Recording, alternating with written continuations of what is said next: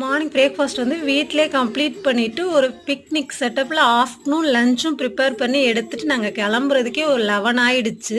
So 11 மேலே தான் நாங்கள் ஏற்காடே கிளம்புனோம். அங்கே போய் ரீச் பண்ணுறதுக்கு ஒரு 1 ஹவர்லேயே ரீச் பண்ணிட்டோம்.